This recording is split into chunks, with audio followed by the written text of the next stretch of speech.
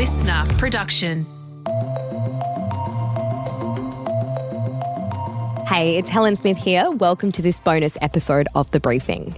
Chappell Roan took home the Grammy for Best New Artist in 2025 after she clocked more than 68 million streams in the first 6 months of 2024, over 20 times what she had at the start of that year. And right now, she's touring Australia, headlining Laneway Music Festival. But she's also part of something bigger. Over the last few years, female-made, female-focused pop has been in the middle of a full-blown renaissance, and all the signs suggest it's carrying straight into 2026, with artists like Sabrina Carpenter and Charli XCX still dominating and Lily Allen re-entering the race. So what's the secret ingredient to becoming a female pop star today? And what does the sound that's topping our charts tell us about the cultural zeitgeist for women and the future of pop? In this bonus episode of The Briefing from 2024, Sacha Barbour-Gatt is joined by Nic Kelly, host of the Hot Hits on the Hit Network and listener, to unpack the female pop revolution. You might be celebrating Brat's summer. Yeah, 360. When you're in the mirror, do you know what you see? When you're in the mirror, you're just looking at me. Or singing along to the light-sounding but heavy-meaning words of Chappell Roan. Or maybe you're sipping that espresso with Sabrina Carpenter. Either way, the charts don't lie. Intense and complex female-made and focused pop is having a renaissance. But the success isn't universal for everyone. Katy Perry, once one of the darlings of early 2010s pop, has had a massive flop with her latest single, Woman's World. The accompanying music video is the second most disliked video on YouTube of the year so far, while fellow bubblegum pop artist Jojo Siwa has the most thumbs down of any vid in 2024 for her song Karma. So, with all that said, what is the key ingredient for being a successful female pop star in 2024? And what does it tell us about the future of pop?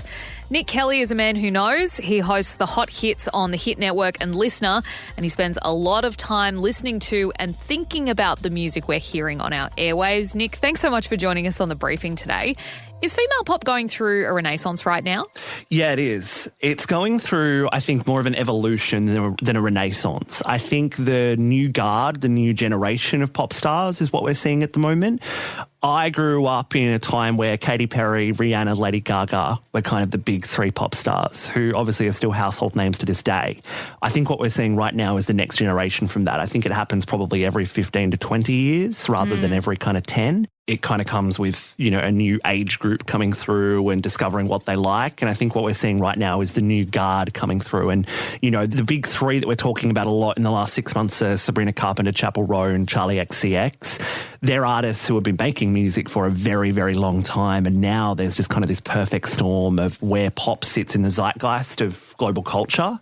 The type of pop music they're making is reaching the masses. Yeah, the themes of female-led pop music are often and have been for a long time around like girlhood and feminism and, that kind of feel-good attitude to stuff. What are we seeing out of the pop girlies at the moment that's different to, those early 2000s days? Well, it's a much more nuanced kind of conversation they're having in these songs, and it's a much more confessional style of pop music. I think what's important to understand is the context of 15 years ago. All of these pop songs, if you look at the credits, are written by 5 or 6 men, sort of normally, 30s and 40s men. And maybe the artist was involved in the writing as well. And it's not to discredit those artists. It's just the culture of how music was made in the 2000s is it would be written in a kind of camp environment and then pitched to these different artists. Whereas the way that music is being written now comes from the artists themselves. And I think it also goes down to, the personality behind the pop star, which I don't think it was as much about 15 years ago, with the exception of maybe a Gaga.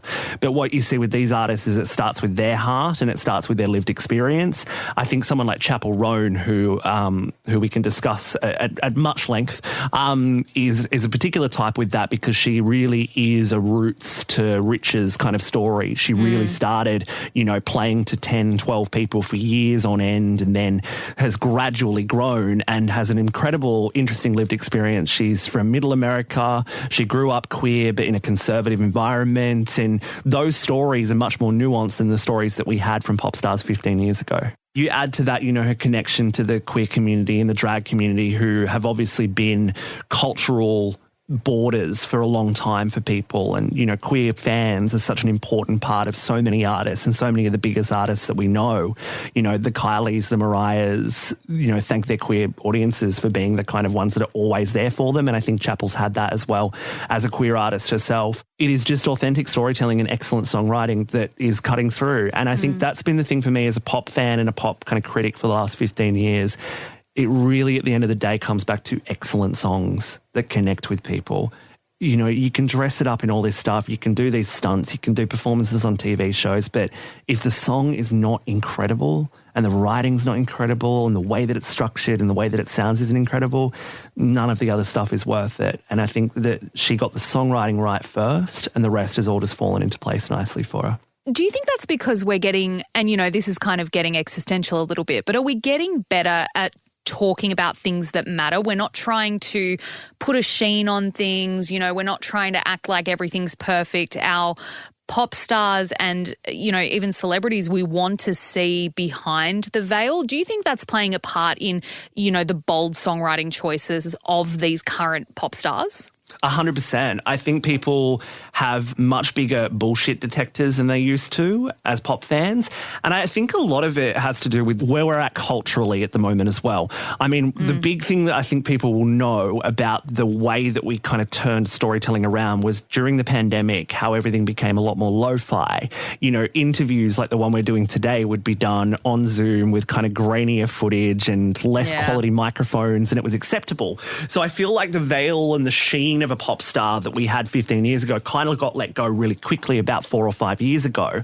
And I think what you're seeing now is a flow-on effect of that, because we allow a lot more authenticity and we allow things to be done without that kind of shine and sheen and the perfect outfits. And there's still elements of that. I mean, fashion's still an important part of music, but it's not as critical as it once was, and the $1 million budgets for music videos are not as critical. It's more story-led than it has been before. I think Charli XCX is an example of that. These songs are so story-driven. Not many of them were out before the album. It didn't follow a traditional rollout where you'd have a couple of singles before the album comes out that you'd push to radio. And, I think we're expecting and accepting things being done in a more authentic and sometimes more lo-fi style, full stop. And then when it comes to the music, I think we expect that from music right now to be a lot more nuanced and a lot more, I want to say chill. I don't know if that's the right word, but in some ways we're just allowing things to be as they are rather than packaged into something that we can connect to. Well, let's talk nuance. Katy Perry's Woman's World, with some very interesting lyrics, has flopped on the charts. The numbers came out over the weekend. Explain to us why you think it's flopped and why, someone like Katy Perry, whether you like her or don't, everyone knows who she is. She was an extremely successful female pop artist. Why is this latest release falling so flat? I think the context of her last album is also really important to know, that also was not a commercial success at all. It had one mildly successful single on it. The rest were not very successful chart-wise and also critically quite panned as well. I think it's a tough one with Katy, and particularly with this single, because she has come out after the release of it and said that it's all meant to be a joke and that it's all satirical and it's sort of these traditional sort of feminism 2.0 kind of themes of empowerment and you go girl that don't stack up anymore. And I think these artists that are having success right now are looking at feminism through a different lens and looking at girlhood, as you mentioned, through a different lens, whereas it feels like Katy's stuck back in the 2008 understanding of that, where it's like women are cool and we can do things really well just like the men can. She says that is meant to be the case, that it's meant to be satirical. There are some leaks of songs that are coming from the album that actually sound quite good and much more back to kind of what you'd expect from a 2024 pop star. But I think it's a tough one for Katy. Her biggest success was between 2007 and 2012 when that sort of last guard of pop stars was coming through. And I don't think anyone from that era genre can really come back at the moment and make the sort of cultural connection that these artists are making. And I also think when you're at the level of fame that Katie's been at for more than a decade now, it is hard to kind of detach yourself from that and move into this more modern understanding of what we expect from a pop musician. So I think that's part of it. I struggle with it because I think the song is objectively good. I think it's an objectively good four-to-the-floor pop song. It's just a bit too ridiculous to connect to people on a genuine level. Yeah, and especially in the current landscape where you have these amazing artists writing incredible songs themselves that cut through and really resonate with the audience. It felt very flat and it completely missed the mark. Speaking of missing the mark, Jojo Siwa, we've got to talk about her as well. You've actually interviewed her. I'm fascinated to know what that was like. But, you know, her video for Karma, which was supposed to be her Miley Cyrus bangers moment coming out with this single and breaking that bubblegum pop image, it's actually the most disliked video on YouTube this year. Where does Jojo sit on the spectrum when it comes to female pop artists in 2024?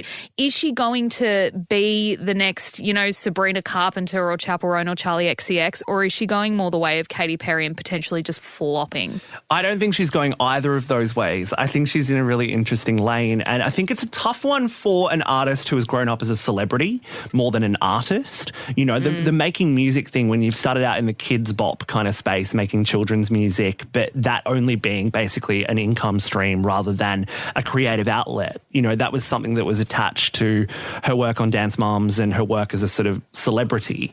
It's hard to make people convinced that you are a genuine artist. And obviously Miley is the blueprint for that. And she's literally tried to follow that. The writers behind Miley's first kind of big hit, We Can't Stop, which was her first kind of adult single, are the writers behind this song, and it was written in kind of the same world. So she's clearly trying to follow that blueprint, but as a personality, she is so much more brash and she is so much more ridiculous and absurd. And I think it's going to be a really tough one to get her to be convincing as an artist. When I interviewed her around the release of Karma, it was just after Saturday Night Live had done a pretty rude sketch about her, and I found her incredibly authentic, and I think that the life that she has lived so far in her very few years on this planet has been really unique and absurd, and no one's kind of lived a life like that. And I found her quite endearing in talking about it and the way that she processes emotions. I think she probably has a little bit of a fame. She's so used to fame that trying to provoke something that makes you talked about and makes you mentioned. In that Saturday Night Live performance I mentioned, she was happy that they did it because she's happy to be talked about, is what she said, that she's just happy to be in the conversation. She's happy to be the conversation rather than be boring and do things the traditional way. But I don't think the kind of music she's making, I don't think the kind of person she is, at least in the short term, is going to have any kind of like commercial success on the charts as an artist. I think she's going to kind of be more of a celebrity and more of a culture moment rather than a musician that has that kind of musical success on the charts. Yeah, she feels like a TikTok trend. That's where Jojo Siwa kind of sits, I think, in the cultural zeitgeist at this point. You talked a little bit at the start about how this is the new guard of women in pop. What are we going to be seeing then going forward? Can we expect this style, this approach to popular music to continue for the next decade, or are we going to see some new trends start to emerge in the next year or so? So I think a big part of where music's going is the globalization of it and how an artist from anywhere in the world can break globally. And you've got things like TikTok to thank for that, despite, artists having differing opinions on what it means for them. But it does mean that you can access a global audience quite quickly. And so I think with that, there are a number of songs on the charts that don't sound like songs that we've had before. Sounds like Afro beats, which originated in Africa. It's a kind of half pop, a bit of hip hop and a little bit of African music kind of all blended into one. Songs like Calm Down by Selena Gomez and an artist named Rema from Nigeria went to number one in the US. And I think you're going to see more global sounds like that. I think maybe a little bit of that Bollywood sound as well might make a reappearance after its appearance on the Pussycat Dolls' Jai Ho in 2009. I remember it well. Great song. A moment. And you remember it not sounding like anything you'd heard before. And I think that's going to be the thing. And I think, like I said with Chappell Roan, authentic good songwriting, excellent songs that are addictive on the first listen is what's going to drive music to the front, and real artists behind it.